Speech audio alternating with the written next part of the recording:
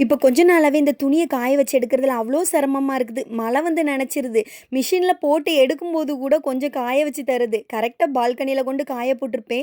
மழை வந்து குறைய நனச்சு விட்டுரும். அதனாலேயே வீட்டுக்குள்ள அங்க இங்கேயுமா காய வச்சு எடுத்துக்கிறது தான். இன்னைக்கு காலையிலே போய் சிக்கன் எடுத்துட்டு வந்துட்டாங்க. ஆனா எடுத்துட்டு வந்த சிக்கன கொஞ்சம் சின்னதா நறுக்கி எடுத்து வாங்கிட்டு வந்திருக்க கூடாதா? அவ்ளோ பெரிய பெரிய பீஸா இருந்து. முடிஞ்ச வர கட் பண்ணி எடுத்து இன்னைக்கு வந்து சிக்கன் கிரேவி தான். சிம்பிளா சிக்கன் கிரேவி வச்சுட்டு இன்னைக்கு வந்து கொஞ்சம் வெளிலலாம் வேண்டியது இருந்துச்சு. ஏன்னா இந்த போத்தீஸ்க்கு ஒண்ணு காலையிலே ஒண்ணு போணும். இல்லாட்டினா வந்து மதியம் போல போணும். சாயங்காலம் போயிட்டோம் அவ்வளோதான். வெளியில வர்றதுக்கு நைட் ஆயிரும். அதனால வந்து கடகடன்னு சிக்கன வச்சுட்டேன். சிக்கனுக்கு வந்து தேவையான வெங்காயம், தக்காளி, இஞ்சி பூண்டு பேஸ்ட்டு, ஒரே ஒரு மசாலா பாக்கெட் இதெல்லாம் போட்டு எடுத்துட்டு சூப்பரா வச்சுட்டேன். சிக்கன் கிரேவி வேற லெவல்ல இருந்து.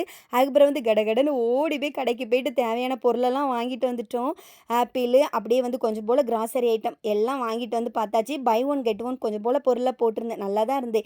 ஈவினிங் மேல வந்து ஒரு ஃபங்ஷன் வீடு இருக்கு. அதனால தான் அவசரமா வேலைய